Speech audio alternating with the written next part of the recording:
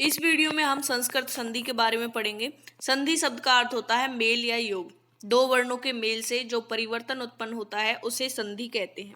जैसे देव धन आल्य देवाल्यः, रमा धन ईशः रमेशः। संधि विच्छेद, संधि युक्त वर्णों को अलग अलग करना ही संधि विच्छेद कहलाता है। विद्यार्थी का संधि विच्छेद होगा विद्या धन अरथी। संधि में दो वर्णों के स्थान पर एक नया वर्ण हो जाता है। जैसे नर धन इंद्र, ए धन ई मिलकर बन गए ए नरेंद्र। संधि के तीन प्रकार हैं, स्वर संधि, व्यंजन संधि, विसर्ग संधि। स्वर संधि, स्वर के बाद स्वर अर्थात दो स्वरों के मेल से जो परिवर्तन या विकार उत्पन्न होता है उसे स्वर संधि कहते हैं। जैसे महाधन आत्मा महात्मा। संस्कृत व्याकरण में स्वर संधि के 8 भेद हैं।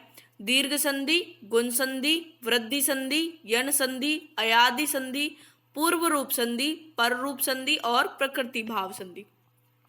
दीर्घ संधि को देख लेते हैं। दीर्घ संधि का सूत्र है अकाहा सवर्णे दीर्घ, यानी अक एक प्रत्याहार है जिसमें 5 वर्ण आते हैं, आ, ई, उ, री और ली।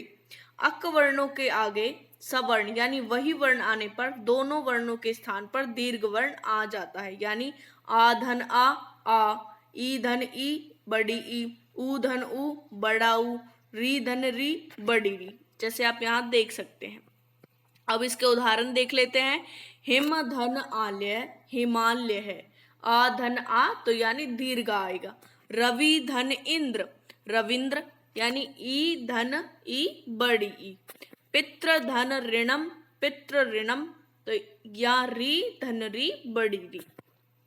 ल वर्ण का कोई भी दीर्घ रूप नहीं होता है। दीर्घ संधि की ट्रिक है, जहां बड़े आ, बड़ी ई, बड़ा उ और री बड़ी री मात्रा हो वहां दीर्घ संधि होगी। जैसे पुस्तकालय, रविंद्र, भानुदय, होत्रकार, मातृणम आदि। गुण संधि, गुण संधि का सूत्र है आद गुण है। ए या आ के बाद बड़ा या छोटी ई, उ, री और री आए तो दोनों के स्थान पर क्रमशः ए, ओ, आर और अल हो जाता है, यानी ए आ धन बड़ी ई या छोटी तो बनेगा ए या आ धन बड़ा उ या छोटा उ तो बनेगा ओ, ए या आ धन बड़ी री या छोटी री तो बनेगा अर, ए या आ धन री तो बनेगा अल। अब इनके उदाहरण देख लेते हैं। जैसे उप धन इंद्र उपेंद्र, ए धन ई मिलकर बने ए। एक धन ऊन है एक ओन है, इसमें ए धन ऊ मिलकर बने ओ। इसी तरीके से राजधन ऋषि राजर्षि। कोष्टक में आपको बताया गया है कि कौन कौन से वर्णों की संधि हुई है। जैसे इसमें ए और रे ऋषि की संधि हुई है तो ए और रे ऋषि मिलकर बनेंगे अर। तव धन रकार तवलकार। वृद्धि संधि, वृद्धि संधि का सूत्र है वृद्धि रेची। ए या आ के बाद ए या आई आए तो दोनों के मेल से आई हो जाता है, और ए या आ के पश्चात ओ या औ आए तो दोनों के मेल से औ हो जाता है। जैसे ए या आ धन ए या आई तो बनेगा आई, ए या आ धन ओ या औ तो बनेगा औ। उदाहरण देख लेते हैं इसके। एक धन एक का एक, इसमें आपको कोष्टक में दिखाया हुआ ए धन ए की संधि हुई है तो बनेगा आई। सदा धन एव सदैव, महाधन ऐश्वर्य महेश्वर्य, वन धन औषधि वनौषधि, दंत धन ओष्ठ दंतोष्ठ। इसकी ट्रिक है, जहां शब्द में आई की मात्रा और औ की मात्रा हो वहां वृद्धि संधि होगी। जैसे वनौषधि में औ की मात्रा है, एक का एक में आई की मात्रा है। यन संधि, यन संधि का सूत्र है एको यनचि। इस सूत्र में तीनों प्रत्याहार है, एक, यण और अच। एक में वर्ण होते हैं ई, उ, री और रे। यण में वर्ण होते हैं ये, वे, रे, ले। अच प्रत्याहार में वर्ण होते हैं ए, ई, उ, री, ए, ओ, आई और औ। यदि ई, उ, री ह्रस्व या दीर्घ यानी बड़े बड़ी बड़ी छोटी इस तरह से हो के बाद कोई भी असमान, अच का अर्थ होता है स्वर वर्ण आए तो ई के स्थान पर य, ऊ के स्थान पर व, री के स्थान पर रे, री के स्थान पर ले हो जाता है। इसमें आप देख सकते हैं ई या बड़ी ई के बाद कोई भी असमान स्वर आए तो यह होगा, ऊ या बड़े ऊ के बाद कोई भी असमान स्वर आए तो वह होगा, री या बड़ी री के बाद कोई भी असमान स्वर आए तो रे होगा। शब्द में लेकिन हमें त्र देखने को मिलेगा। रे धन कोई भी असमान स्वर आए तो ले बनेगा। उदाहरण देख लेते हैं, इति धन आदि। इसमें ई और ए की संधि हो रही है तो ई धन कोई भी असमान स्वर तो बनेगा ये, शब्द बन जाएगा इत्यादि। सुधन आगतम स्वागतम, ली धन आकृति लाकृति, धात्र धन अंश धात्रांश, री धन आ की संधि हुई है तो रे बनेगा, लेकिन शब्द में क्या देखने को मिलेगा हमें त्रै त्रिशूल। धात्र धन अंश धात्रांश।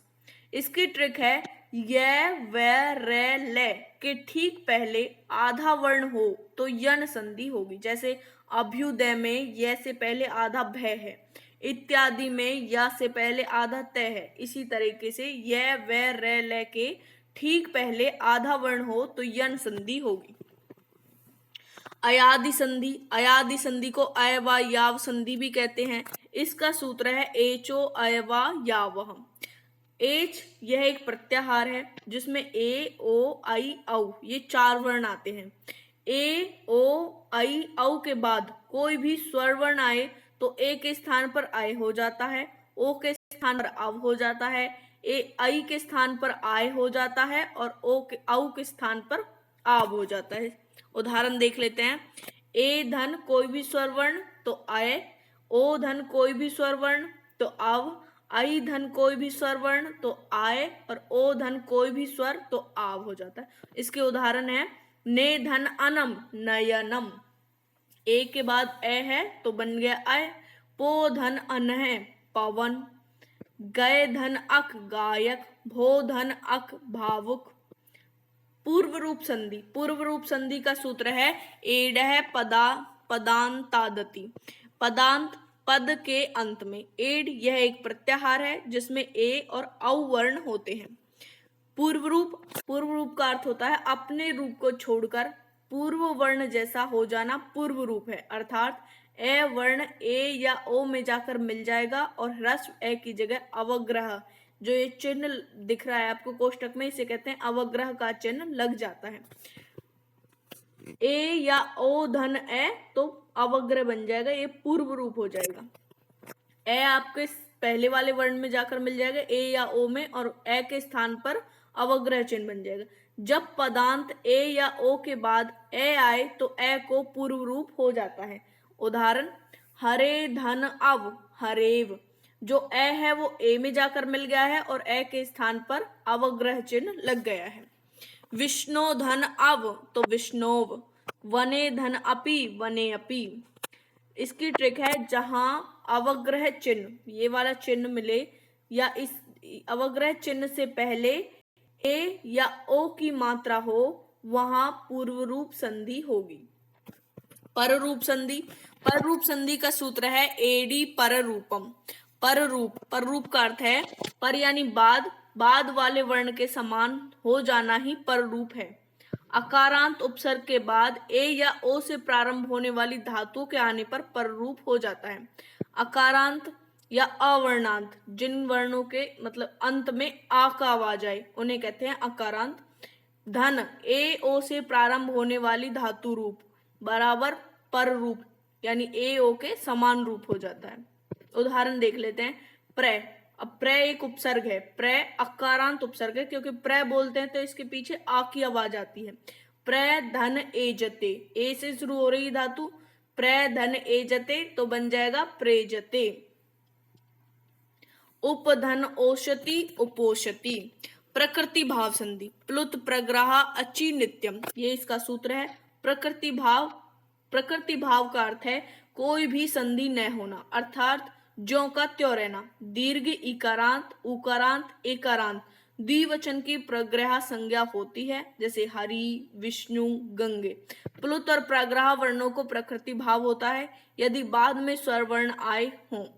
प्लुत प्रग्रह प्लस स्वर वर्ण तो प्रकृति भाव होगा। जैसे उदाहरण देख लेते हैं, हरि धन एतोद। हरि के बाद स्वर वर्ण है ए तो बन जाएगा हरि एतौ। कोई भी संधि नहीं होगी, दोनों शब्द अलग अलग लिखे जाएंगे, प्रकृति भाव संधि है। विष्णु धन इमौ, विष्णु इमौ। पचेते धन इमौ, पचेते इमौ।